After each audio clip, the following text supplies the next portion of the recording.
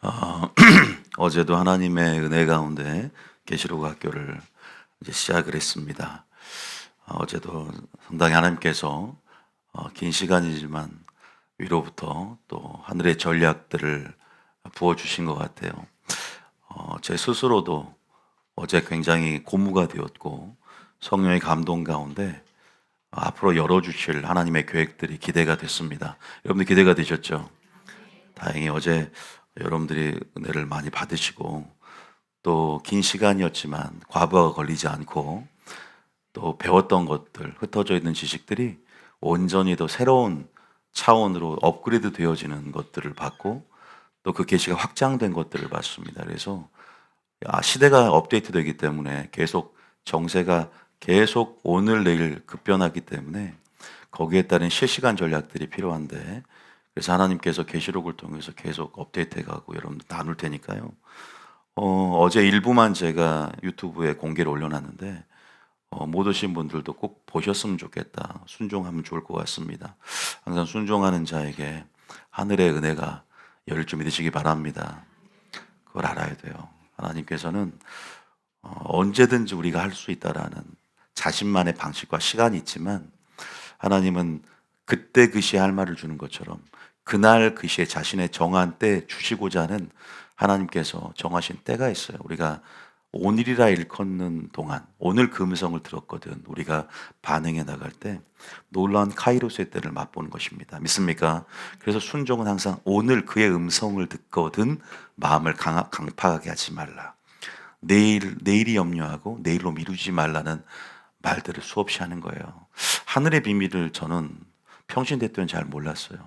말씀을 알고 하나님의 지식이 계속 들어오면서 이래서 이렇구나라는 것들을 알게 되는 것이죠. 항상 문제는 우리의 게으름과 무지인데 이런 것들을 배워가고 또 부지런하게 순종을 연습해 갈 때, 여러분이 순종이 익숙해질 때 또 순종이 즐거워지고, 순종이 즐거워질 때 또 하나님께서 하늘문을 여시고 하나님의 뜻들을 계시하고 또 하나님의 놀라운 축복들을 볼 줄 믿으시기 바랍니다.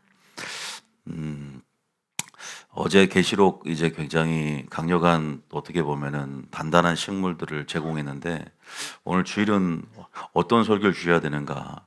그러니까 미리 이제 평일날 또 말씀 묵상하고 기도하면서 받은 내용인데요. 어 우리가 이제 어떻게 보면은 순종에 관한 내용입니다. 우리가 애굽에서 탈출을 했습니다. 엊그제 같죠. 애굽에서 우리가 노예 생활하면서 종살이 하면서 바로의 치하 밑에서 우리가 그렇게 고역살이를 했잖아요. 노역살이를 하고. 그런데 우리가 하나님의 은혜 가운데 좌우 설주와 임방에 문임방에 어린 양이 피를 바르죠. 그리고 우리가 탈출을 했습니다. 그래서 항오를 이루고 계열을 갖추고 성령 인도하심을 따라서 불기둥 구름 기둥을 따라서 또 홍해라는 그죠 세례를 받고 또 출애굽기 15장까지 주는 그리스도시요 살아계신 하나님의 아들입니다. 구원을 노래했습니다. 방금 우리가 비전을 찬양하는 것처럼 구원은 하나님께 속했습니다. 홍해를 바라보면서 그 애굽에 수장된 바로의 군대들을 바라보면서 구원 하나님께 속해 있고 우리는 이제 탈출했습니다. 다시는 뒤를 돌아보지 않겠습니다 하고 우리가 어디로 갔습니까? 바로 시내산으로 갔습니다. 하나님의 궁극적인 목적은 가나안 땅이지만 하나님이 1차적으로 반드시 먼저 시내산을 거쳐야 됩니다. 왜 시내산을 불렀을까? 시내산은 뭡니까? 바로 교회죠. 왜 세상에서 교회를 불러냈을까요? 바로 여러분과 하나님이 결혼하기 위해서입니다. 결혼식장으로 부르신 거예요. 믿습니까? 결혼식장에서 뭐예요? 관계를 맺는데 언약을 맺기 위해서입니다. 그래서 언약을 맺음을 통해서, 언약이란 관계를 통해서 이젠 넌 진짜 나의 신부다. 성대한 약혼식, 우리는 커버넌트라고 그러죠. 커버넌트라는 것은 그냥 부동산에서 말하는 서명 낙인하고 그런 컨트랙트하고 틀립니다. 그런 문서상의 계약이 아니라 관계를 서로가 이제 쌍방향 쌍무조약을 맺으면서 우리는 정말 사랑의 서약을 했다. 그죠? 마음을 우리가 확인하면서 신실함과 충성이라는 전제 가운데 우리가 이제는 서로 언약을 맺은 거죠. 우리는 그래서 하나님과 언약 백성이 되었고 언약 관계를 맺었습니다. 믿습니까? 우리의 부르심을 알아야 돼요. 우리는 왜 애굽에서 탈출했고 왜 죄에서 구원받았고 왜 창조되었을까? 이 산에서 나를 섬기리니 이것이 내가 너를 보낸 증거다. 모세에게 말을 하죠. 출애굽기 3장 12절에 이런 말이 있어요. 출애굽기 3장 12절에 모세를 왜 보내서 그 영도자로서 그 사명을 감당하게 만들고 애굽에서 이스라엘 백성을 불러냈는가? 한번 3장 12절 한번 읽어 보시면 좋을 것 같아요. 자, 시작. 하나님이 이르시되 내가 반드시 너와 함께 있으리라. 내가 그 백성을 애굽에서 인도하여 낸 후에 너희가 이 산에서 하나님을 섬기리니 이것이 내가 너를 보낸 증거니라. 산이라는 것은 1차적으로는 교회를 표상한다고 말씀드렸어요. 우리가 어제도 하나님의 산, 친밀함의 존 어제도 했어요. 산 꼭대기는 지성소요, 예수님 자신이 하나님의 뜻이다라는 말을 통해서 계시록 종말론적 신앙의 본질에 대한 이해를 여러분들에게 나눠드렸는데 여기도 그 내용이 나옵니다. 이 산에서 산이라는 것은 또 어떤 편에서는 광야로 불렀다 그러죠. 광야에서란 찬양이 있죠. 광야, 산, 다 교회를 말하는데 바로 세상의 영역에서 1차적으로 택했다는 거죠. 세상에서 세상을 부르지 않습니다. 이제는 우리는 분리되었고 우리는 거룩한 백성으로 구별되었다면 우리는 어떤 생활을 해야 될까? 구별된 생활을 해야 돼. 시스템이 바뀌었다는 거예요. 믿습니까? 우리는 이제 새로운 시스템이죠. 그런데 우리는 다시 바벨론이나 애굽 시스템 돌아가면 안 되겠죠. 바로 우리는 레위기를 주셨고 율법을 수여함을 통해서 새로운 어떤 시스템으로 어떻게 보면 노예가 거지가 소경이 완전히 눈을 뜨고 그죠? 노예가 신분 자체가 격상을 한 겁니다. 신분이 바뀌었다는 거 믿습니까? 우린 노예 근성이 아니죠.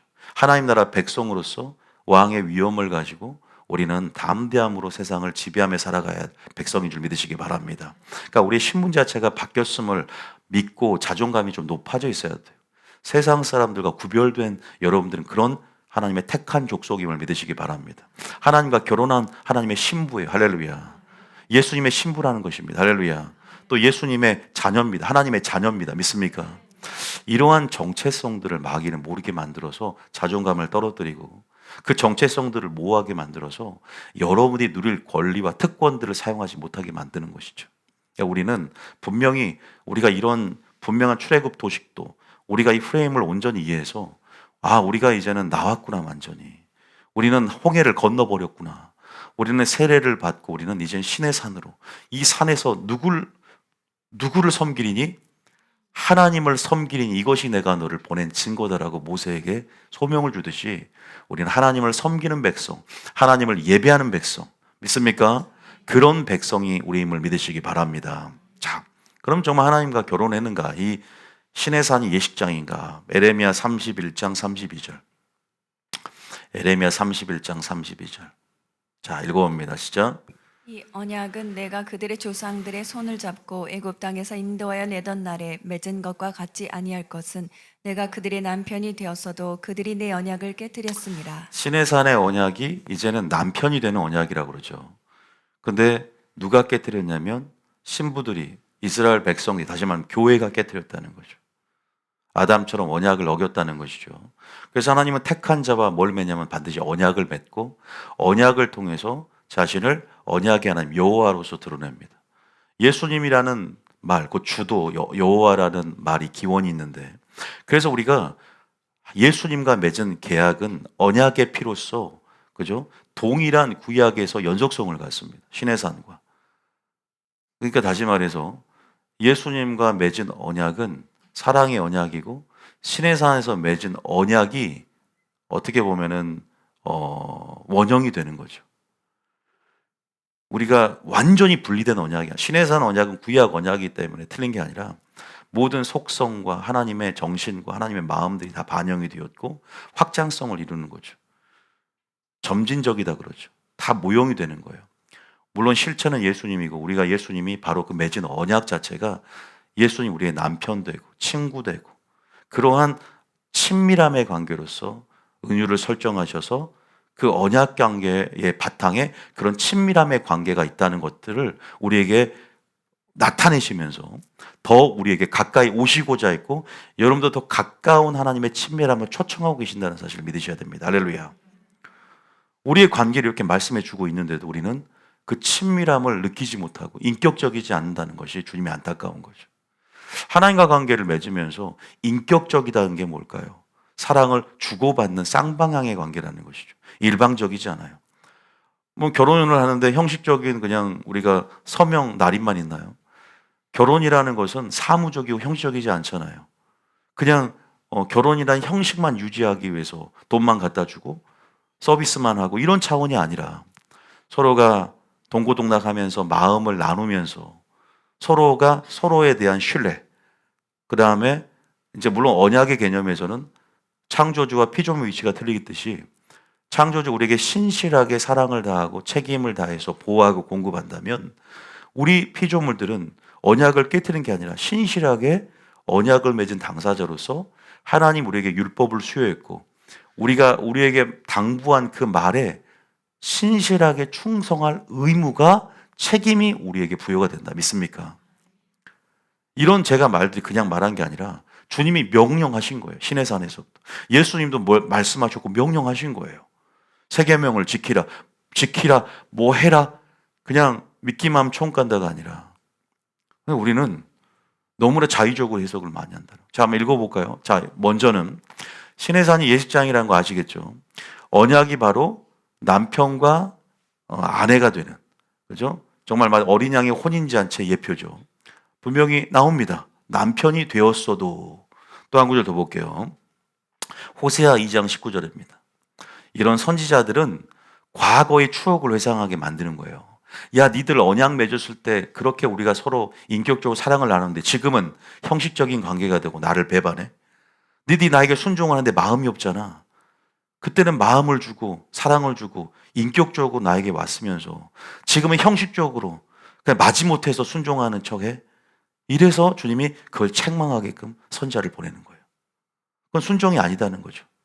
위선이라는 것이고 거짓 순종이라고 말하는 거죠.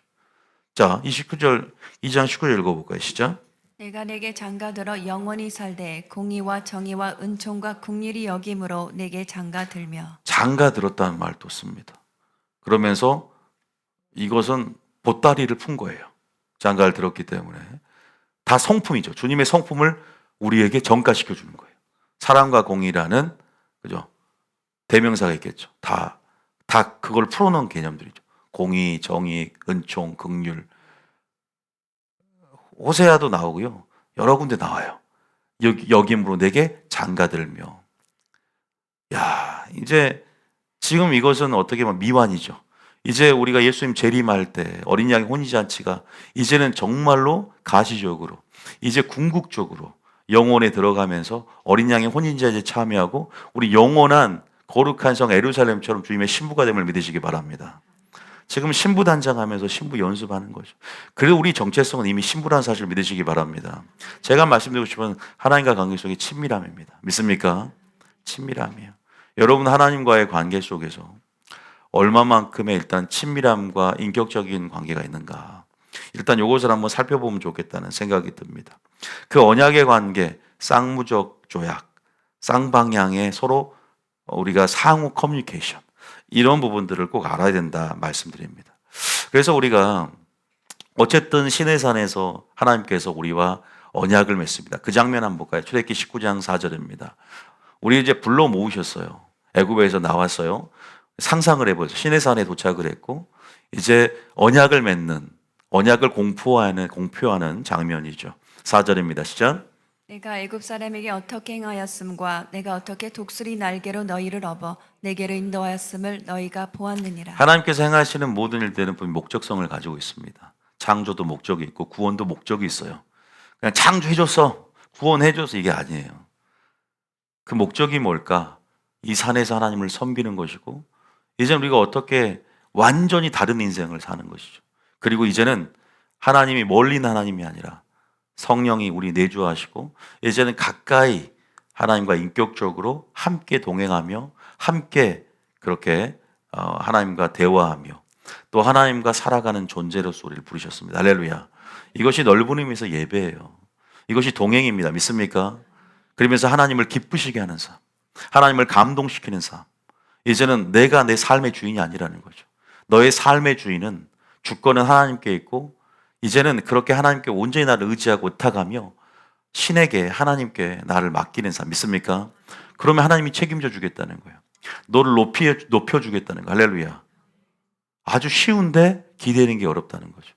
아주 쉬운데 기대는 게 어려워요. 왜? 난간에 기대는 것 같거든. 근데 그거는 착시거든. 가난한 심령이라는 게 난간에 기대다라는 의미가 있어요. 그 정도로 절박하게 하나의 정말로 의지해서 우리가 그걸 의지하지 않으면 안 되는 그런 의지하는 심령인데, 또는 반면에 또 떨어질까 봐 염려하는 마음들이 우리 속에 있을 수 있거든요. 4절에 보면은 분명히 이러면서 하나님이 이렇게 너희에게 행해줬지. 근데 목적이 뭐예요? 5절이 나오죠. 목적성. 시작. 세계가 다 내게 속하였나니 너희가 내 말을 잘 듣고 내 언약을 지키면 너희는 모든 민족 중에서 내 소유가 되겠고. 바로 오늘 설교 순종을 얘기합니다. 보세요. 순종을 얘기합니다. 우리가 조건 알러지가 있어요. 오직 믿음이라는 것에 너무 익숙해요. 이 슬로건에. 그래서 오직 믿음은 조건을 반영하지 않는다고 생각합니다. 아까 계약을 맺을 때, 우리가 하나님과 커버넌트, 언약을 맺을 때는 분명히 이러한 조건절이 나오죠. 이 품은 아실 거예요. 너희가 내 말을 잘 듣고 내 언약을 지키면, 물론 우리가 하나님의 사랑은 무조건적인 사랑이기도 맞습니다. 원수 되었을 때 먼저 다가오셨고, 그런데 이런 하나님의 사랑에 대해서 우리가 잘못되게 호도되어지고, 이 사랑에 대해서 온전히 이해하지 못하면 뭐랄까, 이 사랑에 대한 정의가, 개념이 잘못 이해되어지기 때문에 하나님의 사랑은 조건이 없다라고 그냥 치부해버리고 자신의 기만하는 그러한 뭐랄까, 방종되어지는, 사랑이 없이 사랑 가운데 우리가 그걸 방종이라고 그러잖아요. 그 방종하는 삶으로 전락해 버릴 수 있어요. 이건 굉장히 무리한 것이고, 하나님의 사랑이 공의가 전제되어 있다는 걸 모르고, 하나님의 사랑에 질서가 있다는 걸 모르고, 하나님의 사랑이 전제되는 하나님의 법이 있다는 걸 모르고, 그냥 세속적인 사랑처럼, 감정적인 사랑처럼 그냥 그렇게 오직 믿음이라는 슬로건을 내고 잘못된 하나님의 사랑, 잘못되게 하나님께 사랑을 증명한다 그럴까요? 난 주님을 사랑한다라고 호소하는 사람들이 많습니다. 그러니까 오늘 제가 오늘 설교 들으면은 하나님을 사랑하는 게 뭔가? 제가 이따 설교를 얘기하자면 나를 사랑하면 나의 계명을 지킬 것이다. 이 신명기적 사랑, 언약적 사랑이 뿌리를 내려야 되는 거예요. 그래서 우리가 하나님의 뜻을 배우려고 오지 않습니까? 제대로 된 순종하려고. 안 그랬으면 어차피 목사님 순종하라 사랑하라 그 말 하려고 하는 거 아닌가? 설교가 뻔하지. 당연하죠. 그게 결론이에요. 그런데 어떻게 순종할 것인가를 배우고 어떻게 사랑할 것인가를 배우려고 오는 것이죠. 주님께서 내가 너에게 명한 대로 서로 사랑하라고 했잖아요. 그 기준이 무너졌고 방향성이 틀어졌으니까, 열심만 했으니까 어제 말한 것처럼 진짜 깨어 있으려고 기준과 방향성을 제대로 잡고 온전한 순종, 하나님이 받으시는 순종, 받으시는 예배, 하나님 우리 정말 제대로 된 사랑을 증명하려고 설교 들은 거 믿습니까? 그것 때문에 온 거예요. 먼저 이걸 읽어보자는 거죠. 내 말을 듣고 내 언약을 먼저 지키면, 순종하면 너희는 모든 민족 중에 뭐가 된대? 소유가. 이건요 항상 코드가 꼽혀 있는 상태예요. 항상 포도나무 안에 거하고 있는 상태예요. 그러면 은혜가 공급되는 데서 차질이 없습니다. 믿습니까? 그럼 우리는 이게 문제인 거예요. 계속되어 있는 상태가 필요한 거거든요. 물론 우리가 한 번씩 불순종할 수 있고 배반도 할 수 있어요. 그런데 전체적인 기조라 그럴까요? 스탠스, 순종의 스탠스, 우리의 심령을 살피기 때문에, 우리의 심령의 상태를 살피거든요. 하나님께서 이 사람 불순종해도 마음이 어떤지, 이 사람 순종해도 마음이 어떤지를 먼저 살펴서 주님 먼저 확인할 게 있다는 거예요. 믿습니까? 그래서 마음으로 순종하는 거예요. 그래서 마음에 대한 얘기를 해야 돼요. 오늘 인격적이잖아. 바리새인들 마음 없이 그냥 순종은 100% 잤어요. 기도왕, 전도왕이었어요. 바리새인처럼 순종한 사람은 없어요. 바리새인처럼 그렇게 열심히, 그런데 바리새인은 화를 선포해 버렸어요. 이 지옥의 백성들아, 영적 지도자인데 순종 제대로 해야지. 바리새인처럼 순종하면 안 돼요. 인격이 없잖아. 사랑이 없잖아. 하나님 안에서 우리가 원하시는 게 뭔가 제대로 배워야 되는 거예요. 자, 분명히 주님이 그래도 일단은 깊진 않아요. 그냥 순종하면 이랬으니까 굉장히 쉬워요. 지금 이건 기초 단계죠. 니들이 어쨌든 그냥 뭐 억지로 순종하든 즐겁게 순종하면, 물론 즐겁게 순종해야 되지만 초신자가 이해할 때는 그래, 순종하면 소유가 되구나. 할렐루야. 6절 읽어봅니다. 시작. 너희가 내게 대하여 제사장 나라가 되며 거룩한 백성이 되리라. 너는 이 말을 이스라엘 자손에게 전할지니라.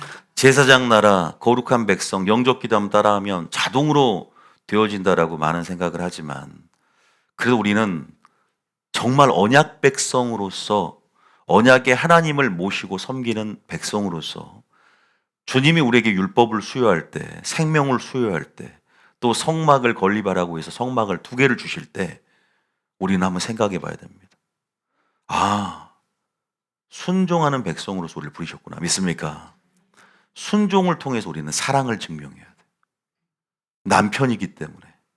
믿습니까? 신실한 책임을 다해야 된다는 거예요. 우리에게 부여된 책임은 우리에게 말씀하신 하나님의 뜻이에요. 율법이에요. 예수님이 말한 우리에게 주시는 그리스도의 율법입니다. 믿습니까? 자, 우리는 여기까지 알았어요. 그러면 우리가 어떻게 순종하라고 있냐? 성경 뭐라고 했냐? 자, 신명기 6장 5절입니다. 신명기 6장 5절. 시작. 너는 마음을 다하고 뜻을 다하고 힘을 다하여 내 하나님 여호와를 사랑하라. 그냥 사랑하라고 하면 되는데 최상급을 얘기합니다. 이 표현은 최상급 표현이에요. 마음, 뜻, 힘 2가지가 빠졌죠. 지혜와 목숨이 다 있어요. 목숨을 다해서 사랑하라는 거죠. 마음을 다해서 사랑하래요. 어떻게 사랑하라는 거죠? 이거 배우고 있나요? 여러분, 여러분 많이 지금 전부 다 뭘 쓰시고 또 뭐 이렇게 기록하고 계신 걸 봅니다. 그거보다 중요한 게 뭘까요? 정말 사랑하는 겁니다. 할렐루야. 목숨을 다해서 사랑한다는 것을 배우셔야 돼요. 그러니까 지식이 아니라 살아내야 된다는 겁니다. 목숨을 걸 만한, 죽도록 그래서 사랑하라는 거, 죽도록 충성하라는 말이 여기서 나오는 거죠. 또 한 구절 봅니다. 신명기 10장. 신명기에 모세의 설교를 통해서 하나님의 뜻을 많이 얘기합니다. 신명기 10장 12절, 13절 읽어볼까요? 자, 시작. 이스라엘아, 내 하나님 여호와께서 내게 요구하시는 것이 무엇이냐? 곧 내 하나님 여호와를 경외하여 그의 모든 도를 행하고 그를 사랑하며 마음을 다하고 뜻을 다하여 내 하나님 여호와를 섬기고. 아니, 이제 막 시내산 불어낼 때는 사랑하는 말은 없었잖아요. 그냥 네가 내 말을 듣고 지키면이라고 나오잖아요. 근데 이제 본심을 얘기하는 거예요. 모세를 통해서 사랑이라는 단어가 이제는 신명기에서 확 나타나죠. 사랑의 서약이죠. 경외라는 말도 나옵니다. 도를 행하고 사랑하고 마음과 뜻을 다해서 하나님을 섬기라. 이 산에서 나를 섬기리니. 좋은 표현들, 우리가 이걸 예배라는 표현으로 우리가 묶을 수 있는데요. 섬긴다, 경외한다, 사랑한다. 하나님의 공의를 알면 두려워하고 존중하고 경외하게 되죠. 하나님을 또한 사랑하게 되고 섬기는 것이죠. 이 모든 것들이 결국 누구를 위한 것일까요? 여러분을 위한 것입니다. 믿습니까? 그래서 13절에 뭐라고 그래요? 시작. 내가 오늘 내 행복을 위하여 내게 명하는 여호와의 명령과 규례를 지킬 것이 아니냐. 순종한다는 것은 우리의 행복을 위한 것인 줄 믿으시기 바랍니다. 여러분, 그런데 주님이 이렇게 우리에게 순종을 분명히 알려주세요. 순종하는 방식도 얘기합니다. 너희들이 바리새인과 같은 순종하지 말고 선지자를 보낼 때 형식적이고 위선적인 그러한 예배, 순종은 나는 받지 않겠다라는 얘기를 많이 하셨습니다. 우리는 순종을 주님이 가르쳐 주십니다. 주님의 생애로 순종을 알려주셨습니다. 그 예수님의 생애를 통한 순종, 여러 가지 방법론이라고 하긴 하는데 하나님을 사랑하기 때문에 어떻게 순종해야 될 것인가에 대해서 성경은 말하고 있다는 것이죠. 자, 우리가 예수님이 알려준 우리에게 사랑이 뭡니까? 우리는 언약 관계로서 이제 순종을 통해 우리 사랑을 증명해야 되는데 어떻게 순종해야 될까요? 바로 예수님이 말씀하십니다. 오늘 신명기 읽었지만 너희가 나를 사랑하면 나의 뭘 지켜라? 어디 나오면 요한복음 14장 15장에 그게 참 많이 나옵니다. 요한복음 15장 14장 15절에 명시가 되어 있죠. 자, 한번 읽어볼까요? 14장 15장은요 전부 다 순종해야만이 그것이 바로 사랑이다라는 거 알려줍니다. 요한일서도 그렇고요. 자, 읽어봅니다. 시작. 너희가 나를 사랑하면 나의 계명을 지키리라. 신명기적 언약적 사랑을 우리는 배워가야 돼. 감정적인 사랑이야. 그냥 나 주님 사랑하는데 너무 뜨거운 눈물이 나오고 사랑이 감정이 들어요. 물론 이것도 감정의 시작이고 하나님도 우리의 하나님도 감정이 있기 때문에 인격적이기 때문에 하나님도 긍휼력이고 우리가 또 초신자일 때나 뭐 이렇게 하나님 그 마음을 확인하세요. 그런데 그게 하나님 보시기에는 뭐랄까 그게 다가 아니에요. 그걸로 끝나면 안 되는 거죠. 감정으로 시작할 수도 있지만 감정 그 자체가 하나님을 향한 사랑을 100% 증명한다고 하지 못해요. 왜? 성경은 기록하고 있어요. 네가 진짜 나를 사랑해? 나의 뭘 지켜라고요? 하나님의 뜻을 행하라는 거예요. 계명을 지킨다는 것도 아니 바리새인도 잘했다니까요. 여러분들 바리새인 계명 지키는 거 못 따라갑니다. 여러분 그러니까 제대로 순종을 하는 게 뭔가 하나님이 지금 진짜 순종을 원하거든요. 우리는 어제도 얘기했어요. 순종이 하늘의 문을 여는 열쇠고 순종이 하나님 마음으로 들어가는 사다리고 순종이라는 것이 믿음을 증명하고 순종이 사랑을 증명하고 순종이 얼마만큼 중요한지에 대해서 순종하는 삶이 권세 있는 삶을 살게 만들고 우리 크리스천이라면 순종을 모르는 사람이 없어요. 그러잖아요. 여러분 교회 생활하면서 뭐 순종 A부터 Z까지 다 순종을 배웠지. 그런데 오늘 설교를 들어보라는 거예요. 순종 어떻게 하라는데. 제가 미리 결론 말해요. 따라합니다. 자원함으로, 기쁨과 즐거움으로, 감사함으로. 이걸 한마디로 뭐라는 줬어요? 이사야 보면 즐겨 순종하면 너희가 아름다운 소산을 먹을 것이다. 근데 이렇게 안 하는 게 뭐냐? 억지로, 인색함으로, 형식적으로, 마음 없이. 왜? 마치 서명 날인하는 계약처럼. 그렇게 순종하면 어떻게 되는지, 또 즐겨 순종 어떻게 되는지에 대해서 하나님이 받으신 예배인지 받으신 순종인지 그거를 우리가 결과를 보자는 거죠. 믿습니까? 우리가 그걸 보고 확인하고 다시 한번 우리가 어떻게 그럼 가능한가 그게 거기까지도 확인해야 되겠죠. 믿습니까? 굉장히 많은 방식이 있어요. 근데 오늘은 그 부분에 대해 얘기합니다. 자, 어쨌든 주님이 분명히 계명을 지키라고 하죠. 예수님 그럼 뭐 어떻게 하셨는가? 요한복음 15장 10절. 요한복음 15장 10절입니다. 시작. 내가 아버지의 계명을 지켜 그의 사랑 안에 거하는 것 같이 너희도 내 계명을 지키면 내 사랑 안에 거하리라. 어쨌든 계명을 지켜서 그의 뭘 안에 거하라고? 사랑 안에 거하라. 할렐루야. 여러분 사랑 안에 거하시길 예수님 축복합니다. 그럼 계명을 지키시길 예수님 축복합니다. 여기서 분명히 말을 하고 있어요. 요한일서 2장 5절입니다. 요한일서 2장 5절입니다. 시작. 누구든지 그의 말씀을 지키는 자는 하나님의 사랑이 참으로 그 속에서 온전하게 되었나니 이로써 우리가 그의 안에 있는 줄을 아노라. 무슨 말 하고 싶은 거냐면 2장 5절 놔둬보세요. 여러분들이 우리가 이제 언약 관계를 맺었어. 그러면 하나님께 순종을 하면 하나님께 사랑도 증명되고요. 순종을 하면 하나님의 사랑을 느낍니다. 하나님의 사랑이 부어집니다. 선순환이 일어나는 거예요. 여러분도 하나님을 사랑하고 싶잖아요. 그런데 어떤 사람은 잘 회개가 안 돼요. 어떻게 하나님을 인격적으로 더 사랑할 수 있을까요? 여러분들이 방법을 알려드려요. 순종의 첫 걸음을 내딛어야 돼요. 여러분의 삶 가운데 하나님 말씀하신 하나님의 온전한 뜻들이 배워지잖아요. 배울 때마다 순종을 해야지. 나 이것은 조금 걸림이 오는데 이건 순종하기 싫은데 억지로 이런 하나님의 온전한 통치를 다 받기가 싫은 거예요. 왜? 포기하고 싶지 않은 영역이죠. 물질이 됐건 뭐 용서의 영역이 됐건 이것은 즐겁게 하기 싫은 거예요. 내가 상처 반응이 있고 내가 이 부분만큼은 하나님 나를 통치해 달라고 예수 나의 왕이라고 멋들어지게 찬양을 하지만 이것만큼은 노를 하는 영역이 분명히 있어요. 사람은 다 그럴 수 있어요. 속도가 느릴 수 있지만 하나님 온전히 그 영역까지도 나의 통치에 굴복하고 나의 통치에 들어오기를 원하세요. 믿습니까? 우리가 분명히 그런 영역들 한번 생각해 보셔야 돼. 즐겁게가 안 되는 영역이 있단 말이에요. 신앙생활 하면서. 그게 가장 대표적인 것은 물질 영역과 용서 영역이거든요. 사람이 그래요. 하나님 뭐라고 얘기하는지 거기에서도 또 억지로 즐겁게라는 구절, 부사구를 더 많이 넣어놨어요. 하나님 우리를 알고 계신 거죠. 보세요. 근데 순종을 하면 어떤 일이 일어나냐 보세요. 여러분 일단은 한 스텝을 밟고 순종하면요. 누군지 그의 말씀을 지키면 어떤 작용이 일어나냐 우리 내면에. 하나님의 사랑이 참으로 그 속에서 어떻게 된다? 온전하게 됩니다. 그리고 우리가 그의 안에 있는 줄을 확인하게 됩니다. 성령을 통해서. 믿습니까? 순종의 작용이라 그래요. 네가 내 안에 거하면, 포도나무 안에 거하면, 이건 순종하면이라는 뜻이거든요. 여기만 있는 게 아니에요. 보세요. 이런 원리들을 알고 있어요. 하나님이 이렇게 말씀을 통해서 이것이 바로 순종을 통해 성령이 작용하고. 믿습니까? 이걸 우리가 깨달아야 해요. 또 한 번 봐볼까요? 신명기 30장 6절입니다. 또 신명기 3장 2절에 너희가 내 말을 지키면 어떤 일이 일어나냐? 결과가 나옵니다. 신명기 30장 6절에 또 읽어봅니다. 시작. 너와 내 자손이 네 하나님 여호와께로 돌아와 내가 오늘 내게 명령한 것을 온전히 따라 마음을 다하고 뜻을 다하여 여호와의 말씀을 청종하면 마음 뜻 최상급으로 여호와를 사랑하고 섬기고 경외하면, 그러니까 인격적인 존중이란 말이에요. 하나님이 인격적이기 때문에 응답한다는 걸 아셔야 돼요.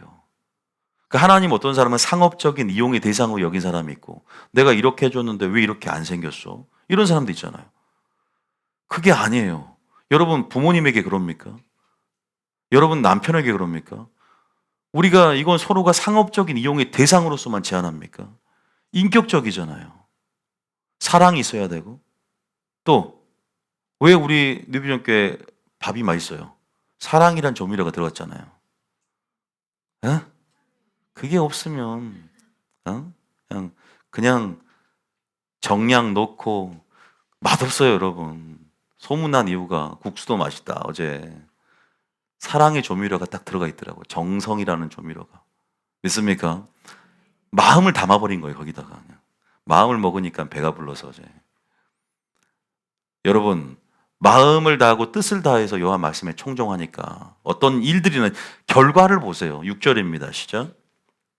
자, 6절 시작. 내 하나님 여호와께서 내 마음과 내 자손의 마음에 할례를 베푸사 너로 마음을 다하며 뜻을 다하여 내 하나님 여호와를 사랑하게 하사 너로 생명을 얻게 하실 것이며. 신적 의지가 반영되어 있어요. 마음에 할례를 베푼다. 아까 할례를 베푼다는 것은 하나님의 사랑이 참으로 온전케 된다. 요한일서에 말씀 나오죠.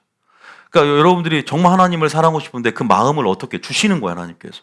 근데 그것이 순종을 통해 순종하는 삶을 살고 그 순종을 통해서 일어나는 작용입니다. 내면의 작용이죠. 내면의 변화죠. 근데 순종을 한 번도 안 해본 사람은 이런 걸 맛볼 수가 없어요. 죄송하지만. 헌금 생활도 마찬가지예요. 용서하는 것도요. 그러니까 설교를 듣고 성령의 감화가 분명히 옵니다. 근데 항상 주도적인 자유의지를 가지고 순종을 결단하는 건 내 자신이 돼요. 책임이 들어가는 거죠. 내가 어떻게 한 스텝을 밟을 것인가, 순종의 걸음을. 그러면 그 다음은 엄청 두 스텝이 또 나가게 되고 걸음이 나중에 빨라지게 돼요. 우리가 이걸 어떤 표현을 하냐면 하나님의 성품을 맛보고 순종을 맛본 사람들이 순종하는 거예요. 우리가 돈을 쓰는 사람이 쓴다 그러잖아요. 돈을 써본 사람이 쓴다는 말이 맞아요. 그리고 돈을 써봐서 하나님의 축복을 받아보고 순종을 해본 사람들이 축복을 받음을 통해서 선순환이 일어나는 거예요. 가족도가 붙는 거예요. 근데 처음에 그게 어려운 거야. 왜? 내 안의 욕심과 내 안의 상처와 트라우마와 그게 참 쉽지가 않죠. 그때 어쨌든 하나님이 약속하세요. 야, 네가 순종하면 네 마음에 할례를 베풀어 줄 것이다. 그리고 여호와를 사랑하게 하고 생명을 얻게 할 것이다. 믿습니까? 성령이 사랑이 부음받았단 말이죠. 성령을 통해서. 로마서에 나온 표현도 굉장히 많아요. 성령을 통해 작용이 일어나는 거예요. 성령을 통해서. 근데 성령은요, 진리의 영입니다. 성령은 순종의 영입니다. 순종을 통해서 내면의 성령을 통해서 작용이 일어나는 거예요. 성령은 역사하게 만든 힘이고 능력이기 때문에. 믿습니까? 우리가 이런 것들을 먼저 아셔야 돼요. 그래서 여러분들이 언약 관계 속에서 순종을 통해서 나의 사랑을 증명할 뿐만 아니라 나의 행함을 통해서 나의 사랑을 증명할 뿐만 아니라 우리가 순종을 통해서 하나님으로부터 순종을 통해 사랑을 느끼고 체험할 수 있어야 이것들이 인격적인 관계가 형성이 된다. 여러분, 근데 바리새인들은 순종을 참 잘했어요. 바리새인들을 보면 정말로 기가 막힙니다. 바리새인들은 정말 기도도요, 정말로 왕이었어요. 하루 몇 번 합니까? 전도도 온 5대양 6대주를 다니면서 교인 한 명을 얻기 위해서 전도한다는 표현이 나옵니다. 그리고 영적 지도자로서 그 자기의 수하에 있는 양들을 다 알려주고 사역에 있어서 힘을 씁니다. 그런데 주님 이런 평가를 한마디만 들어봅시다. 요한복음 5장 42절입니다. 요한복음 5장 42절에 바리새인을 보면서 한마디를 합니다. 시작. 다만 하나님의 사랑하는 것이 너희 속에 없음을 알았노라. 충격적이지 않습니까? 아니, 좀 억울할 만도 해요. 이렇게 계명을 지켰는데 하나님을 사랑한 것이 없다는 거예요. 기가 막히잖아요. 하나님을 사랑하는 게 없대요. 이렇게 예배 드렸는데 마귀에게 드렸다는 거야. 가인의 예배처럼. 열심만 있어서는 여러분 안 됩니다. 그래서 제가 어제 깨어있다는 것은 기준과 방향성을 알아야 된다. 그래서 뉴비전교 한 게 아니냐. 하나님 받으시는 예배, 적어도 하나님 받으시는 순종, 그 순종을 드리고 여러분 사랑을 증명할 거면, 그래서 하나님은 계속 마태복음에서 하나님의 뜻에 대한 부분들에서 뜻을 이해하고 분별해서 하나님의 온전한 뜻, 단순한 열심이 아니라 하나님의 방향성이 너희 방향성이 되고, 하나 뜻이 너희가 서로 같지 않은데 어떻게 동행하겠느냐라는 아모스 3장 말씀처럼 하나님의 뜻대로 행하는 것, 그리고 하나님의 마음을 헤아리는 것. 할렐루야. 마음을 헤아린다는 것은 하나님을 인격적인 대상으로 알고 존중하는 먼저 마음이 있어서, 순종은 어디서부터 시작되냐? 마음에서부터 시작되는 것이다. 할렐루야. 이걸 읽어볼까요? 잠언 3장 1절입니다. 여러분, 이거 우리가 알아야 돼요. 조금 여러분 하나님의, 그럼 먼저 저는 성도들 처음 오면 여러분 예수님은 당신의 누구입니까? 먼저 물어봐요. 그러면은 예수님 나의 신랑입니다. 그럼 이 사람은 신부로서 정체성을 알고 있는 거야. 나 자녀라 그러면은, 근데 종입니다 그러면 물론 사역적인 부분에서는 종으로서, 마땅히 종으로서, 무익한 종으로서 해야 될 부분이 있기 때문에, 근데 항상 종이면 그 사람 친밀함을 경험 못했구나라는 유추를 해보는 거지. 친밀함을 경험해 봐야 더 뜨거운 사랑으로 들어가는 거예요. 단순히 형식적인 관계가 아니라는 거죠. 사람 간의 관계도 그렇잖아요. 부부 간의 관계도 그렇잖아요. 친구 관계도 그래. 오래 못 간다는 거예요, 그러면. 내 아들아, 나의 법을 잊어버리지 말고 뭘로 지키라고요? 마음으로 명령을 지키라는 거예요. 그래서 마음과 목숨과 뜻과 힘과 지혜를 다하여 하나님을 사랑하고 경외하고 사랑하고, 이것은 뭐냐면 존중이라는 전제가 있어야 되는 거죠. 인격적인 존중. 그래서 에베소 5장 10절을 봅니다.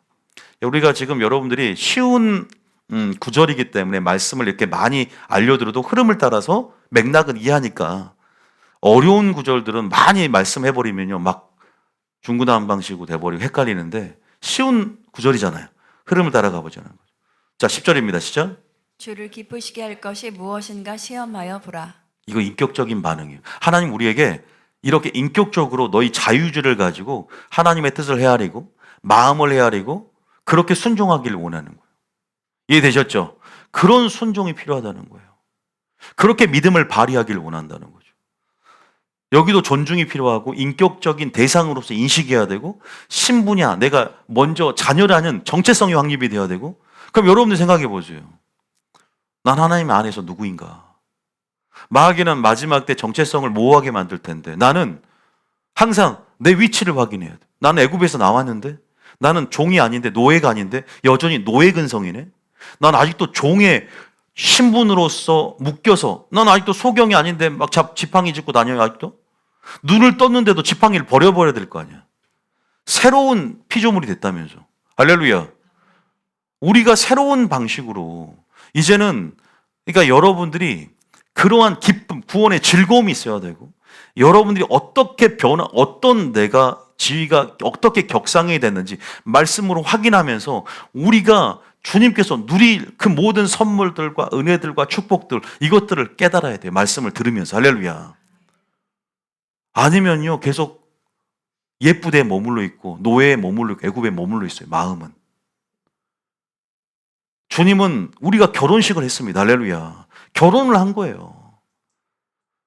그런데 저는 그래도 정말 하나님 그렇게 남편으로 알고 싶고 사랑하고 싶은데 잘 안 돼요. 제가 말씀드린 순종을 하라니까요. 자, 오늘 주제는 자원함으로 즐거움인데 저는 이렇게 말합니다. 억지로 순종하시라니까요. 목사님 억지로 말고 자원이라면서. 처음부터 자원이 어디 있어요? 처음부터 막 물론 우리가 신앙생활 그러면 자원이 중요하죠. 하나님 받으신다고 그래요. 그럼 억지로는 하나님이 안 받는다는 표현이 나와 있거든요. 그럼 억지로 안 받으니까 나는 이제 평생 안 할래. 마음이 아직 자원이 들 때까지 안 할래. 이건 엄청나게 위험한 도박 같은 행위예요. 제가 말씀드리지만 일단 억지로라도 구레네 시몬이 억지로 십자가를 들게 했을 때 나중에 어떻게 된 줄 아세요? 그 자녀들이 루포, 알렉산더가 전부 로마 교회의 핵심 멤버가 된 거예요. 여러분, 처음에는 믿음의 분량에 따라서 모르기 때문에 그래도 잘 모르지만 억지로까지는 아니더라도 하나님 말씀이기에 순종을 해보는 거예요. 할렐루야. 아직 제대로 분량이 넓지가 않잖아. 온전한 아버지의 마음을 아직 모르잖아. 아직 애기란 말이에요. 그러나 커가고 있는데도 자라가지 않고 주님 마음을 헤아리지 않는다? 이건 불경이 되는 것이고 죄가 되는 것이고 게으름이 되는 것이고 무지가 되는 거야. 하나님은요, 우리를 인격적으로 바라보세요. 믿습니까? 네가 초신자인지, 네가 장성한 분량인지, 그래서 모든 하나님의 법정 코트에 과실 치사인지, 미필적 고인지, 이 모든 동기까지도 판단한단 말이에요. 할렐루야.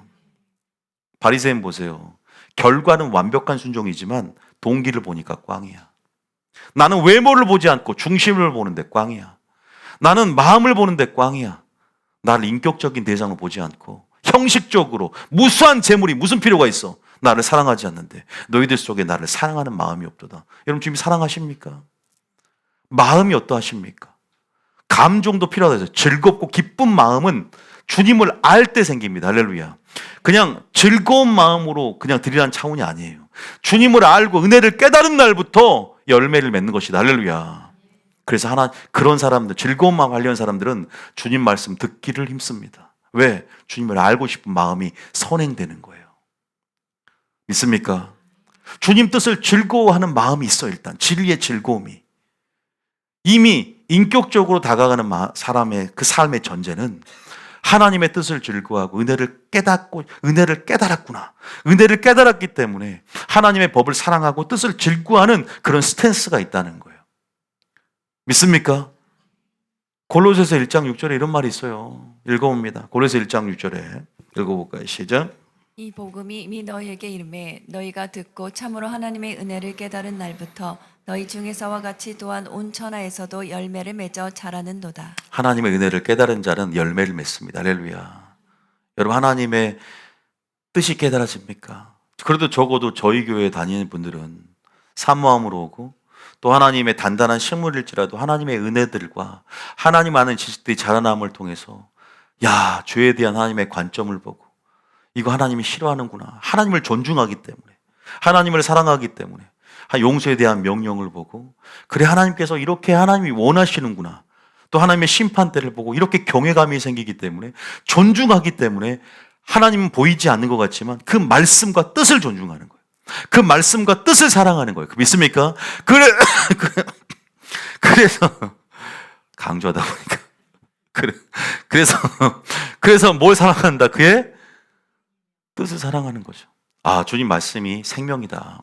주님 뜻이 영생이다. 나는 주님의 뜻을 놓치지 않겠다. 주님 말씀을 놓치지 않겠다. 그렇게 사랑하는 줄 믿으시기 바랍니다. 그래서 주님께서 자기를 존중하지 않는 사람들 그 말이 말랍게 그대로 표현되어 있어요. 선지서는요. 야, 무슨 재물 필요 없다. 너희들 수은제 낙헌지 니들 원하는 거잖아. 가증한 거 드리지 마. 성전문을 닫을 자가 주님 마음 표현한 거 봐보세요. 삐진 거야. 주님이 역겹다. 토할 것 같아. 이게 어디요? 라오디가 교회. 미지근한 신앙. 니들 예배 드리지 마. 세상에 이런 표현이 있다니까요. 내가 너희 예배 하나도 안 받을 거야. 너희들 기뻐하는 너희들 길을 택했잖아. 주님이요 인격적이기 때문에 삐진단 말이에요. 삐진다는 표현이 좀 불경서 있지만 여러분이 접근하기 편하도록. 그만큼 하나님은 정말로 주님 홀로 두지 말라는 거예요. 주님과 소통하기를 원하고 주님은. 그래서 아담을 만들 거잖아요. 동산을 거니며 아담아 어딨냐. 같이 좀 대화 나누며 즐거움을 나누자. 일하려고 창조한 게 아니라 교제하려고 창조했어요. 할렐루야. 생각해 보세요. 뭐 좀 나이 드신 분은 이제 조금 종교적으로 탄탄하게 굳어진 경향성이 없잖아 있어요. 우리가 보면 나이 드신 분을 상대하다 보면 어릴 적부터 유교적인 그런 배경과 또 우리나라의 어떤 유교적 문화와 또 다른 교회에서 배웠던 영적 지식들이 우리 교회 와서 막 신부 얘기하면 좀 어색하지만 신부? 내 남자인데 신부인가? 이제 좀 익숙해지는 것 같아요. 저희 성도님들이 이제 좀 익숙해지는데 조금은 어색했을 수 있어요. 처음에는 종처럼 막 이렇게 굽신굽신 하나님 앞에. 물론 그게 맞죠. 경외하니까. 근데 하나님은 자녀로서 다 속마음도 털어놓고, 그죠? 부모가 뭐 저희 딸이 뭐 엄마하고 막 다 털어놓고 또 아빠하고도 털어놓고 하는 모습들을 볼 때, 딸 듣고 있죠? 예.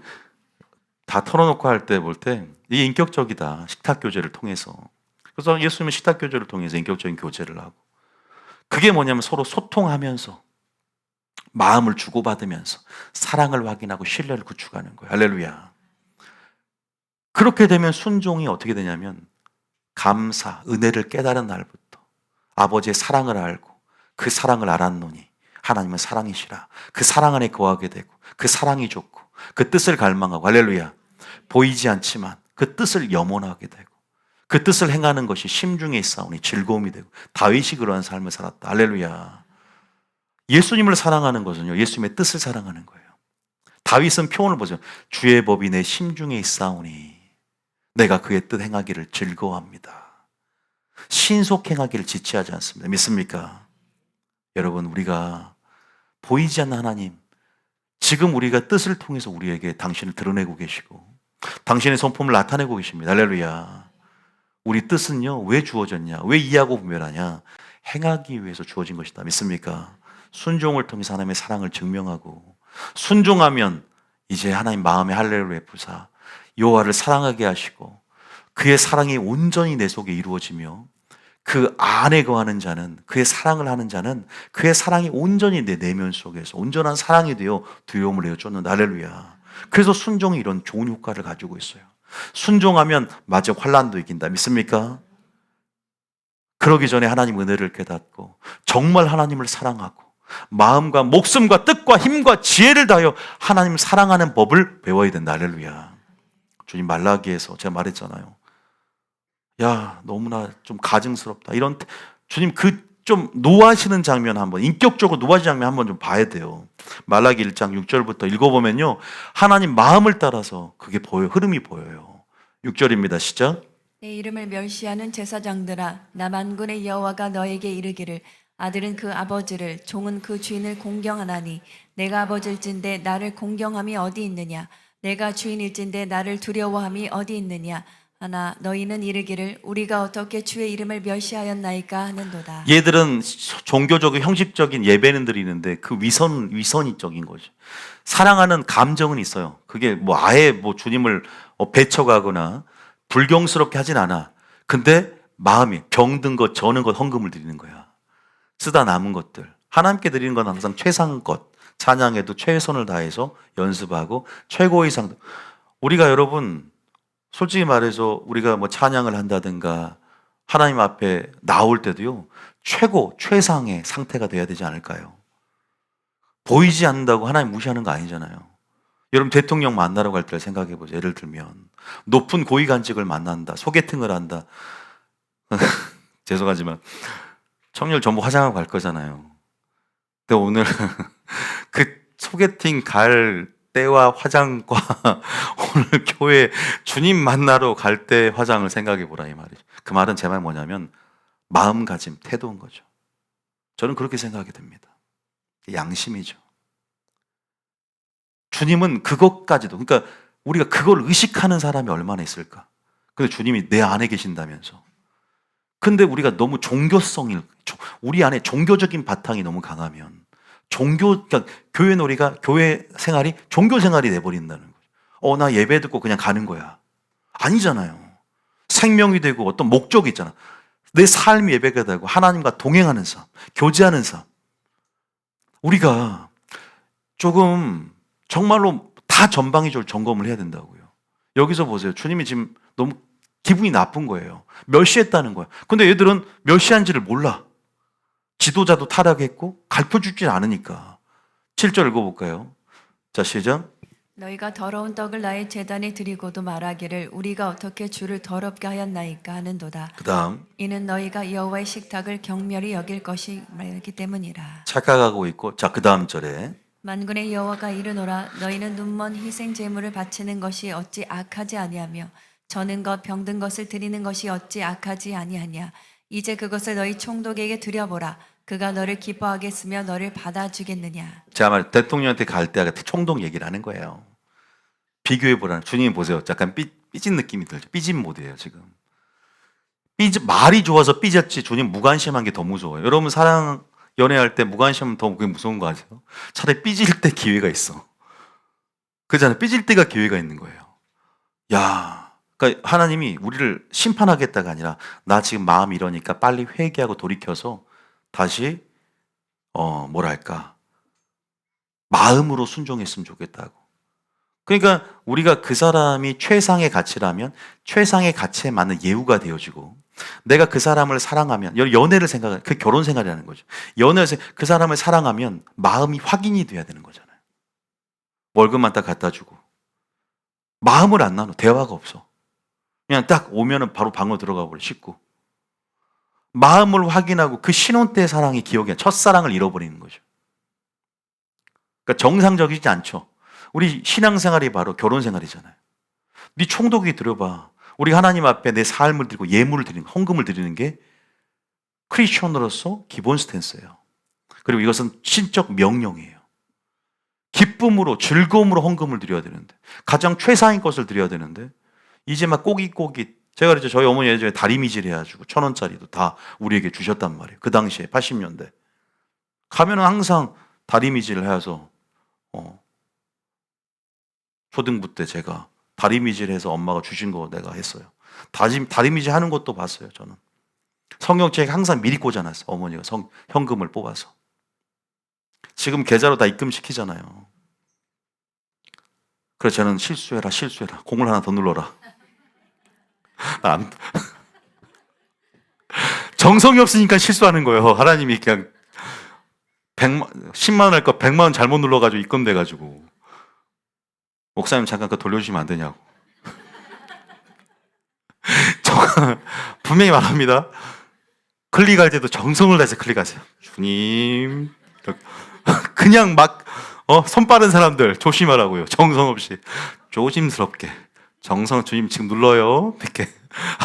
아니 예를 들면 믿습니까? 그게 굉장히 죄송합니다. 읽어야 돼. 19절 9절 말. 만군의 여호와가 이르노라 너희는 나 하나님께 은혜를 구하면서 우리를 불쌍히 여기소서 하여 보라. 너희가 이같이 행하였으니 내가 너희 중 하나인들 받겠느냐. 심은 대로 거둡니다. 야, 네가 심은 대로 거둔다. 긍휼을 너희가 행했으면 내가 너희가 긍휼을 베풀겠지만, 그때 이제 막 은혜 구하면서 주님 나 좀 불쌍히 여겨달라고. 그러니까 우리가 주님 앞에 은혜를 구하는 건 많은데 심은 건 적은 거예요. 그러니까 우리가 문제는 뭐냐면 심는 근성보다 거두는 근성이 커져요. 마지막 때는. 그러니까 하나님은 성령 안에 심는 것. 심어도 어떻게 심어요? 즐거움과 기쁨으로 순종하는 게 심는 거잖아요. 근데 이거 주님이 하신 말이에요. 야, 나에게 은혜를 구하면서 불쌍히 여기소서 하여 보라. 너희가 이같이 행하였으니 내가 너희인 줄 하나님들 받겠느냐. 10절에는 더 위험한 말. 성전문을 딱 닫고 너희가 시험 들어서 교회 안 나왔으면 좋겠다는 말을 하는 거. 제가 하는 말이 아니잖아요. 10절입니다. 시작. 만군의 여호와가 이르노라 너희가 내 제단 위에 헛되이 불사르지 못하게 하기 위하여 너희 중에 성전문을 닫을 자가 있었으면 좋겠도다. 내가 너희를 기뻐하지 아니하며 너희가 손으로 드리는 것을 받지도 아니하리라. 하나님은요 자신의 신병을 성경에 표현해놨습니다. 하나님의 사랑의 성품, 공의의 성품이 있다는 걸 놓치면 안 됩니다. 그러니까 오직 믿음만 하고 운운하면서 하나님 마음은 헤아려 보려고 막 아예 시도도 해보지 않아. 성경책 열어보지도 않는다는 거죠. 이것은 헌금에 관한, 예물에 관한 얘기인데요. 성경은 예물에 관해서도 즐거움을 하고 나와 있어요. 출애굽기 25장 2절 나와요. 봐보세요. 출애굽기 25장 2절 얼마나 마음을 원하냐면 출애굽기 25장 2절에 주님이 야 내가 돈이 없어서 그러냐? 야 내가 음과 금도 다 내 것이라는 표현을 학계에서 있습니다. 야 나 돈 없어서 돈 요구한 거 아니야 너희들에게. 이러잖아. 이 자리를 보세요. 시작. 이스라엘 자손에게 명령하여 내게 예물을 가져오라 하고 기쁜 마음으로 내는 자가 내게 바치는 모든 것을 너희는 받을지니라. 하나님 앞에 나올 때 이게 헌금의 기원이거든요. 주님 명령하세요. 야 니들 내게 돈 가져오라 이 말이에요. 표현이 조금 무식하게 말하면 그 예물이 어디서 난 거예요? 애굽에서 탈출할 때, 죄에서 종노릇 할 때 애굽 사람이 은혜대로 우리에게 재물로 능을 주셔서 은혜로 구하는 대로 재물을 맡긴 그 목적이 왜 세상에서 돈을 벌게 만들어요? 하나님 나라를 구하기 위해서 본질적으로 보세요. 출애굽기에 바로 성막 만드는데 너희들이 돈 받았던 거 좀 갖고 오라는 거예요. 그럼 우리에게 왜 돈을 주셨어요? 하나님 나라를 구하기 위해서 주신 거예요. 돈 벌고 내가 먹고 마시고 시집가고 장구하고 나를 위해서 설계하고 노후를 설계하고 이 어리석은 자여 내가 오늘 네 생명을 도로 찾으면 네 소유가 네 교도에게 되겠느냐. 하나님께 대해서 부유하지 않고 자기에 대해서만 부유한 자들 뭐라 그래요? 근데 좋아요. 헌금 생활할 수 있어요. 근데 헌금을 해도 병든 것 저는 것이 아니라 기쁜 마음으로 내는 자가 내게 바치는 모든 것을 너희는 받을지니라. 그런 자의 것만 받으라는 거죠. 주님 마음 좀 확인해 보자는 거지 뭐 헌금을 하라 안 하라 이런 차원이 아닙니다. 순종의 방식에 있어서 주님이 어떤 마음을 원하는지 고린도후서 9장 5절입니다. 사도 바울도 헌금에 관한 도에 대해 설명하면서 이런 식으로 해야 된다라고. 근데 이 본문이 사도 바울을 공격했던 사람 중에 사도 바울은 돈을 밝히는 사도 이렇게 모함을 했습니다. 이 장을 통해서 사도 바울 이런 식으로 헌금하라고 하니까 또 헌금을 많이 모집했죠. 사도 바울은. 근데 헌금이라는 것은 어떻게 듣느냐에 따라 세상 사람들은 헌금에 대해 민감하지만 우리 크리스천들은 당연한 우리의 신앙의 양식이에요. 하나님을 사랑을 증명하고 나의 삶의 주권이 주님께 있음을 맡기는 청지기적 직분의식을 갖는 사람의 당연한 마땅한 삶의 양식이다. 믿습니까? 11조뿐 아니라 감사. 우리 교회는 뭐 감사, 건축, 선교 다양하게 우리가 성경에 나온 대로 자원함으로 할 수 있도록 또 그렇게 열어두고는 있지만 하나님께서 우리에게 주신 신적 명령에 대해서 이것은 하나님의 순종을 요구하는 부분이죠. 자, 9장 5절입니다. 시작. 그러므로 내가 이 형제들로 먼저 너에게 가서 너희가 전에 약속한 연보를 미리 준비하게 하도록 권면하는 것이 필요한 줄 생각하였노니 이렇게 준비하여야 참 연보답고 억지가 아니니라. 참 사도 바울은 순종할 때 억지로 하지 않게끔 훈련을 많이 시켰어요. 이 본문뿐만 아니라요. 참 연보되게 하려면 미리 준비해야 된다는 거예요. 헌금을 미리 준비해야 된다.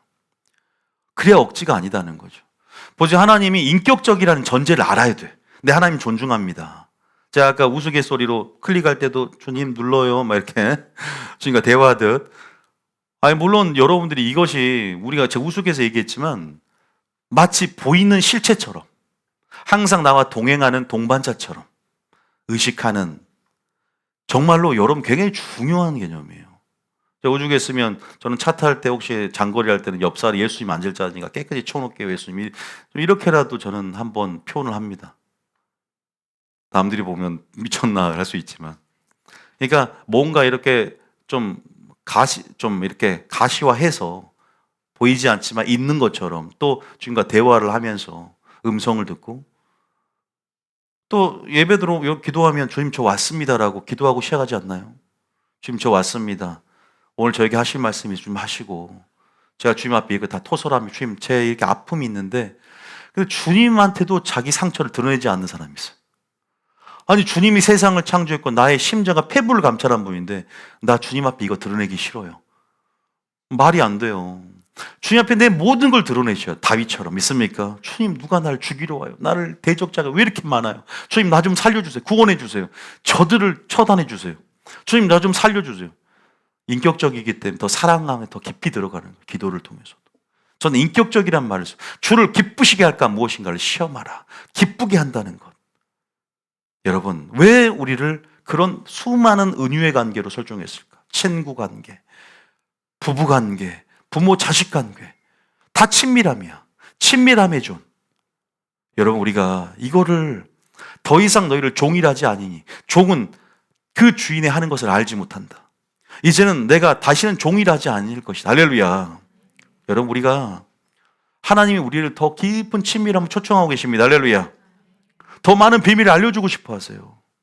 너희들이 너희 정체성을 깨달을 때 더 많은 비밀을 알고, 또 너희들이 합당한 지위에 맞는 합당한 방식의 삶의 양식으로 나에게 네가 나를 그렇게 가치 있게 최고의 가치 여기고 나를 존중한다면 인색함을 억지로 하지 말고, 이것이 어떤 명령이 아니잖아. 야, 너 강요하듯이 너 이거 얼마네? 10을 이게 아니라 그 복음의 은혜를 깨달은 날부터 그 복음의 그 십자가가, 구레네 시몬이 십자가를 보고 깨닫고 그 모든 자녀들이 초대교회의 확실한 핵심 멤버가 됐듯이, 주님, 뉴비전 교회라는 걸 통해 은혜를 깨달았습니다. 하나님 말씀을 통해서 내가 이제는 나의 죄를 주님의 관점으로 보았습니다. 나의 무지와 나의 불순종과 나의 고집을 보았습니다. 주님, 내가 감사함으로 주님 나를 드리기를 원합니다. 주님, 감사함으로 내 자신을 드리는데 내가 물질 생활을 못하겠어, 헌금 생활하지 못하겠습니다. 내 자신까지도 드리는. 그래서 물질 얘기할 때는 항상 먼저 내 자신을 드리고라는 표현이 나옵니다. 모든 소유가 주님 나의 모습뿐만 아니라 나의 소유. 가인과 삶, 가인과 그의 재물, 아벨과 그의 재물, 두 가지를 얘기합니다. 약속한 연보를 미리 준비해 억지가 아니다. 여러분, 성경은요 뭘 말하고 있는가? 6절입니다. 시작. 이것이 곧 적게 심은 자는 적게 거두고 많이 심는 자는 많이 거둔다 하는 말이로다. 많이 거두고 싶으면 알아서 하세요.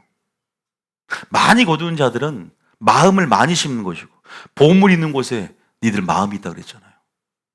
심은 대로 거둬요. 여러분, 잘 사는 사람이 그냥 잘 사는 게 아니에요. 하나님 앞에 그러니까 잘 산다 못 산다의 개념을 많이 들였다, 이것은 상황적인 변수가 크기 때문에 어불성설이긴 하지만, 그래도 성경에 보면요, 그 사람이 많이 심었기 때문에 항상 심은 대로 인생은 거두더라고요. 정말 그러더라고요. 주라, 대접하라.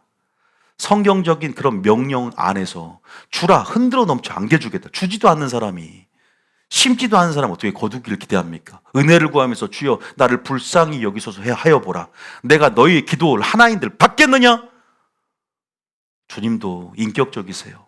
나를 존중하는 자 내가 존중하겠다. 나를 멸시하는 자 내가 경멸 여기리라. 시편 18편 3하 22장에 동일하게 나와 있다는 거예요. 그래서 주님을 인격적으로 대상으로 여기세요. 사랑하는 대상으로, 나의 신랑으로 여기시라는 거예요. 할렐루야. 순종이 틀려진다는 거예요. 순종이 얼마나 환난 시대에 중요한지 아십니까? 그 순종을 연습해 봐야만이 사랑 가운데 환난 때 보호하심을 받고, 사랑 가운데 더 깊은 친밀함, 그 친밀함이 피난처 요새를 경험한단 말이에요. 순종을 해보지 않으면 그 사랑, 견고한 주님의 사랑이 환난에서도 나를 결단코 끊지 못하는 그 사랑 가운데 승리할 수 있고 버틸 수 있고, 우리가 이 환난을 이기며 승리할 수 있는데, 이기는 자가 되려면 요한이 말한 것처럼 서로 사랑하지 않으면, 그 사랑하는 법을 배우지 않으면, 순종하는 법을 배우지 않으면 우리는 이길 수 없다는 것을 기억한다면 먼저 여러분들이 순종하는 법을 배울 줄 믿으시기 바랍니다. 여기 7절 읽어보세요. 7절 시작. 각각 그 마음에 정한 대로 할 것이요 인색함으로나 억지로 하지 말지니 하나님은 즐겨내는 자를 사랑하시느니라. 믿습니까? 즐겨낸다. 이게 나오죠. 즐겨내는 자원이 있어요. 자원. 그리고 기쁨과 감사가 있어요. 즐거움이 있어요. 즐겨내는 자. 또 여기서는 중이법처럼 하나님께서 이렇게 즐겨낸다는 것은 즐겁게 내는 뿐만 아니라 자주 내는 사람. 그러니까 뭐냐면 하나님 감사하기 때문에 주님이 주권입니다 라면서 즐겨낸다. 즐겨낸다는 표현이 여기서 이사야 1장 19절에 또 나오잖아요. 성경에 이렇게 수많은 표현이 나옵니다. 이사야 1장 19절 읽어봅니다. 자, 시작. 너희가 즐겨 순종하면 땅의 아름다운 소산을 먹을 것이요. 여러분, 그냥 순종이 아니라, 바리새인의 순종이 아니라, 요나의 순종이 아니라, 집안의 큰아들의 순종이 아니라, 즐겨 순종하면, 즐겁게 순종하면, 기쁨으로 순종하면, 기쁨으로 드리면, 기쁨으로 섬기면, 즐겁게 경외하면 항상 축복이 있어요. 땅의 아름다운 소산을 먹는다. 할렐루야. 네, 신명기 28장. 신명기 28장. 몇 절이죠, 그게? 지금 즐거운 마음으로 47절이죠. 28장 47절. 계속 저는 즐겁고 기쁜 마음 지금 강조하고 있어요. 시편 28장 47절. 18장이 아니라 28장 47절. 시작. 내가 아니, 모든 것이 47 시작. 내가 모든 것이 풍족하여도 기쁨과 즐거운 마음으로 내 하나님 여호와를 섬기지 아니함으로 말미암아 그 다음. 내가 줄이고 목마르고 헐벗고 모든 것이 부족한 중에서 여호와께서 보내사 너를 치게 하실 적군을 섬기게 될 것이니 그가 철멍에를 내 목에 메워 마침내 너를 멸할 것이라. 저주가 쭉 계속 나오거든요. 계속 나옵니다, 저주가. 읽지 않고. 뭐라고 있냐, 47절에 즐겁고 기쁜 마음으로 여호와를 섬기지 아니함으로 말미암아. 마지막에 환난을 이길 수 있는 가장 큰 본질적인 믿음은요, 하나님의 얼굴을 구하고 하나님 목적이 되는 거거든요. 하나님을 즐거워하는 신앙이에요. 하나님이 즐거움의 대상이 된다. 성령을 통해서 성령 임하면 여호와를 즐거움으로 삼을 것이요라는 이사야 말씀이 있어요. 하나님을 즐거워하기 때문에 마리아가 즐겁기 때문에 발치에 앉은 거예요. 즐겁기 때문에 뜻을 즐거워한 거예요. 뜻을 즐거워하고 주님의 비밀을 알기를 즐거워하는 신앙. 거기에서부터 시작되더라고요. 즐거움이라는 인격적인 관계는요. 그 가치를 항상 말하지만요, 여러분들이 뉴비전교회 오래 다닐 수 있는 것은 가치를 깨달았기 때문이라고 생각을 하고요. 예수님이란 가치, 이 가치에 이동이 일어나야 돼요. 가장 최우선의 가치가 된다는 것은 내가 그만큼 투자해도 아깝지 않을 만한 가치가 있는 거잖아요. 나의 삶을 바꿔놔요. 여러분들이 그래서 은혜를 깨닫는다, 이것은 가치의 전환이잖아요. 내가 사랑하는 이 사람이 내가 가장 사랑하는 사람이기 때문에, 최고의 가치이기 때문에 내가 내 목숨까지 준다고 해도 아깝지 않고, 내 자녀가 내 사랑한 최고의 가치이기 때문에 부모가 자녀를 위해서 목숨을 버릴 수 있는 거잖아요. 하나님이 그런 최고의 가치가 되기를 원합니다. 목숨을 다해 하나님을 사랑하기를 원합니다. 여러분, 보물 있는 것에 마음이 있다고 하는데 우리 헌금 생활을 해도 인색함으로 억지가 아니라 즐겨내는 자, 즐거운 마음으로 내는 자의 것을 받으라. 이것들도요, 단순히 헌금 설교를 들었기 때문이 아니라, 자, 그런데 하나님께서는 그래요. 그러면 만약에 아까 저도 설명을 했지만 즐거운 마음이 안 들면, 다 안 받으면 난 즐거운 마음으로 할 수 없는 마음이니까 안 내는 게 낫다라고 생각하는 사람이 있을 거예요. 맞는 말일까요? 분명히 말합니다. 위험한 발상입니다. 그것은 모든 성경을 자신의 아전인수격으로 해석하는 것이고 자신의 뜻에 맞춰서 해석하는 거예요. 제가 말했잖아요. 이 믿음의 분량이 틀리단 말이에요. 깨닫는 정도가 틀립니다. 하나님이 우리를 다루시는 방식도 맞춤식이라는 거예요. 똑같은 죄를 지어도 하나님, 어떤 사람은 정말로 바로 때리는 사람이 있고, 똑같은 기도를 해도 초신자는 더 응답이 잘 될 때가 많아요. 은사를 줘도 처음에는 환상이나 영적 체험을 굉장히 많이 주는 경우가 많아요. 강한 인상을 줘서 붙잡게 만들려고. 하나님의 다루심이 인격적이에요. 맞춤식이에요. 사랑하기 때문에. 그래서 처음에는 그게 완전히 억지가 되더라도, 아예 뭐 몰라도 순종하면서 하나님은 순종을 통해서 맛을 보게 만든다는 거예요. 끝까지 한번 버텨보세요. 죄송하지만. 고집 피워보세요. 사랑하기 때문에 징계가 올 수 있고, 사랑하기 때문에 갑자기 어려워질 수 있고, 깨닫게 만드는 거예요. 환경을 통해서. 내가 김원 목사를 통해서 계속 너에게 말하지 않았느냐. 순종하기를. 왜? 순종은 너의 행복을 위하여 하는 것이다. 내가 네 행복을 위하여 명령과 규례와 명령을 지키라 하지 않았느냐. 구레네 시몬을 봐라.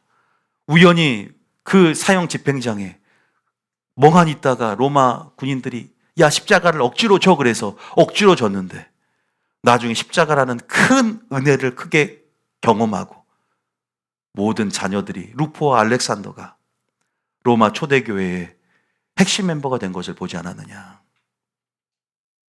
여러분, 사람이 참 연약합니다. 우린 성장해 갑니다. 믿습니까? 성숙해 가는, 감정도 성숙해 가는 거잖아요. 그러나 뒤로 퇴보하면 안 되는 거죠. 몰랐을 때는 몰라요. 그러나 은혜를 깨닫고 또 뜻을 알아가면 뜻을 행하기가 너무 즐거운 것이고, 주의 법에 심중히 있음이 너무 즐겁고, 말씀 듣는 게 너무 즐겁고, 그러니까 고넬료 집안처럼 말씀을 듣는 도중에 성령이 임하는 거예요. 너무 즐거우니까 그 심령이 정말 영적 영역으로 들어가 버리는 거예요. 말씀과 하나 되기를 원하는 갈망이 생기는 거예요. 생각해 보세요. 예수님의 순종을 생각해 보세요. 예수님 순종이 짜증나. 메시아 사역 정말 힘들어 그랬습니까? 주님의 나의 양식은 하나님의 뜻을 행하는 것이다. 양식이란 말이 뭔지 아세요? 원어로 기쁨이란 단어예요. 나의 기쁨은 하나님의 뜻을 행하는 것이다. 와, 예수님은 자신의 양식이 하나님의 뜻을 행하는 거예요. 요한복음 4장에 나온 말이에요. 예수님은 그 앞에 있는 즐거움을 바라보시고 십자가 지는 것을 부끄러워하지 아니하셨다. 히브리서 12장에. 그 앞에 있는 즐거움으로 뜻을 행했다는 거예요. 하나님의 뜻 행하기를 즐거워했다. 메시아 시편을 보세요. 주의 뜻 행하기를 즐거워했다. 너무 즐거운 거예요, 하나님은. 옛날에 드로잉 작가가 십자가 지는 예수님이 웃고 있는 거 제가 본 적이 있어요. 예전에. 여러분, 주님이 십자가 짊을 때 많은 사람들이 다 울었어요, 여인들이. 날 위해서 울지 말라. 나는 지금 굉장히 큰 메시아 사역, 즐거운 사역을 수행하니까 너와 내 자녀를 위해서 울라. 오히려 너희는 감정적인 눈물이지만 나중에 환란이 올 때 너희들은 다 배도하고 배반하는 것, 난 그게 더 슬퍼. 십자가의 의미를 모르고 다시 한번 나를 십자가에 못 박는 너의 삶의 모든 방식과 양식을 깨트리고 이제는 온전히 은혜를 깨달으며 은혜에 합당한 삶으로 즐겁게 감사함으로 기쁜 마음으로 섬기고 경외하고 즐거워해라. 할렐루야. 주님 원하신 거 알아야 돼. 헌금 생활도 여러분 우리가 억지로가 인색함으로 되니까 명령하셨지만 용서도 마찬가지예요. 용서도 중심으로 하지 않으면 하나님께서 용서하지 않는데 예수님의 방식을 배우래요. 용서 생활도 우리의 마음을 원하십니다. 믿습니까? 용서도 주님이 우리에게 말하는 신적 명령이고 용서 반드시 해야 됩니다. 용서도요, 하나님의 용서에 대한 빚진 자의 심령이 들어와야 돼요. 용서하겠다 결단만 되면 안 돼. 근데 결단이 중요해. 죄송하지만 용서하겠다는 결단이 중요한 거예요. 용서는 마음이 안 들어도 용서는 결단이 되면 주님 그 마음을 변화시킵니다. 믿습니까? 처음 순종이 중요하단 말이에요. 순종을 안 하는 거하고 순종을 아예 안 하는 거하고 순종 한 걸음 내딛는 거하고는 이건 엄청난 갭 차이가 있어요. 정말로요. 사랑과 믿음을 증명하셔야 됩니다. 아까 용서에 대한 구절 한 구절만 읽어볼게요. 마태복음 18장 35절 32절부터 35절까지 읽고 정리하고 마치겠습니다. 마태 18장 32절부터 시작. 이에 주인이 그를 불러다가 말하되 악한 종아 내가 빌기에 내가 내 빚을 전부 탕감하여 주었거늘 내가 너를 불쌍히 여김과 같이 너도 내 동료를 불쌍히 여김이 마땅하지 아니하냐 하고 주인이 노하여 그 빚을 다 갚도록 그를 옥졸들에게 넘기니라. 35절의 포인트죠. 시작. 너희가 각각 마음으로부터 형제를 용서하지 아니하면 나의 하늘 아버지께서도 너희에게 이와 같이 하시리라. 용서하지 않으면요 여러분들이 지옥 갑니다. 죄송합니다. 제가 그냥 하는 말이 아니라 보세요. 하나님 분명히 우리를 십자가를 통해서 죄를 사해 주시고 용서해 주셨어요. 사유하신 은혜가 있었죠. 1만 다란트를 빚졌어요. 근데 그 모든 빚을 탕감해 주셨는데 우리는 우리 형제에게 빚진 그죠? 그 얼마였죠? 얼마 안 되는 데나리온을 그죠? 용서하지 않고 그러니까 다시 가둬버려라. 너희가 각각 마음으로부터 또 나오죠. 예수님의 방식입니다. 내가 너희를 용서한 것처럼 내가 너희를 사랑한 것처럼 예수님의 삶의 생애는요 우리에게 기준이 됩니다. 믿습니까? 용서의 기준이 돼요. 사랑의 기준이 됩니다. 만약에 네가 그와 같이 용서하지 않으면 하늘 아버지께서 너희에 대해 이와 같이 하신다는 분명한 선언이 있어요. 한국교회가 이것을 얼마나 정직하게 알려주고 있나요? 여기만 나오나요? 마태복음 6장에도 산상순에도 나온다고 14장 15절에 14절 15절에 동일한 말이 14절 15절에 나옵니다. 6장 14절 15절 읽어보세요. 자 여기까지 읽어보셔야 돼요. 자 14절 보세요. 시작. 너희가 사람의 잘못을 용서하면 너희 하늘 아버지께서도 너희 잘못을 용서하시려니와 15절에 너희가 사람의 잘못을 용서하지 아니하면 너희 아버지께서도 너희 잘못을 용서하지 아니하시리라. 여러분 제가 말씀드린 것은 마음으로 용서하는 법을 배워야 된다. 이것은 신앙생활할 때 항상 주의해야 할 부사구는 억지로 인색함으로 강요에 이끌려서 이렇게 순종하는 거 아니에요. 이것이 처음에는 시작점으로서 믿음의 분량이 작고, 정말로 우리가 아직은 상처투성이고, 우리 예수님 믿어도 우리 내면이 바로 천사처럼 바뀌는 게 아니기 때문에 이제 말씀을 듣는 도중에 충돌되어지고 좋습니다. 근데 어떤 사람이 이 기간이 굉장히 작은 사람이 있어요. 결단을 해버리거든. 성령 충만함을 통해. 그러니까 성령 충만도 필요해. 결단도 필요해. 의지적인 결단, 주도적인 의지. 그런 사람들은 빨리 영적 가속도 들어가서 하나님의 친밀함을 빨리 들어간다. 근데 내 고집을 끝까지 피우면서 하나님의 통치를 받는 것에 있어서 내가 주님 이 영역은 건들지 말라. 다른 것은 내가 하겠다. 주님 그 영역을 다루시기 시작합니다. 마치 사대교회처럼 네가 네 행위에 온전한 것을 찾고자 한다. 부자 청년처럼 네가 아직도 온전하고자 할지인데 네 소유를 가난한 자에게 나눠주고 나를 따르라. 부자 청년은 내가 어릴 적부터 열심히 하나님을 섬겼고 부모도 공경하고 잘했는데요. 그러니까 네가 물질 생활은 잘못하고 있잖아. 네 소유를 팔아 가난한 자에게 나눠주고 네 탐심을 제거하고 나를 따르라. 그러니까 부자니까 너무 힘들어서 떠나버렸어요. 내가 이때까지 예수를 믿고 잘했는데도 이건 못하겠다. 탐심죄가 딱 걸리고 사랑하지 못한 죄죠. 이건요.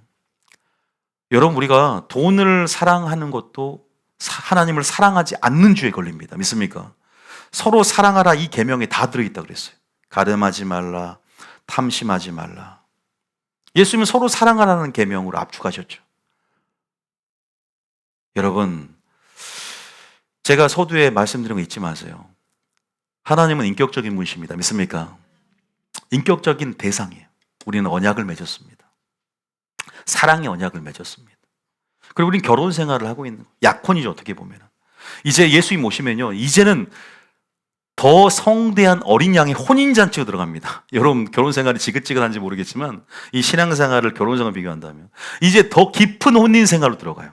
더 깊은 사랑을 우리가 주고받는 그 영생의 단계로 들어가죠.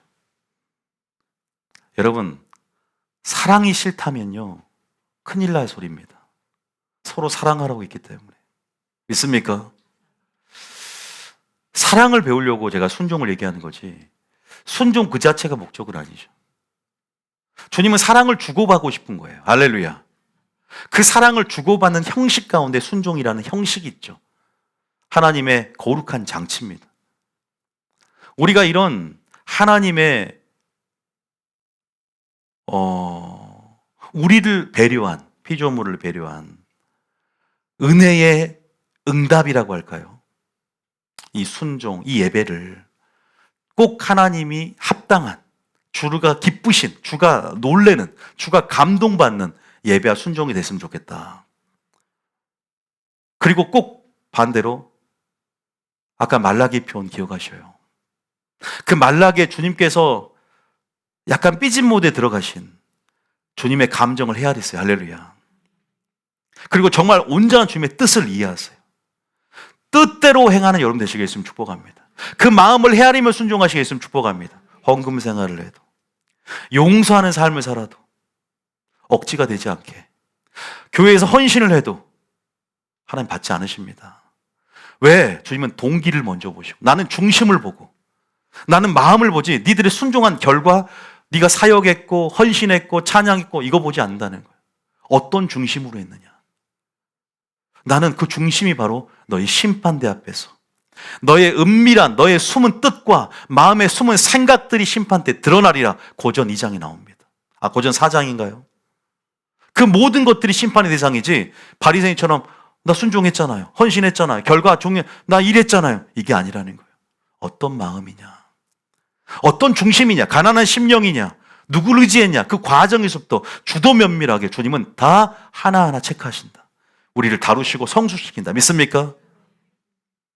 근데 우리가 아직은 상처투성이고 우리 모두가 느릴 수 있다.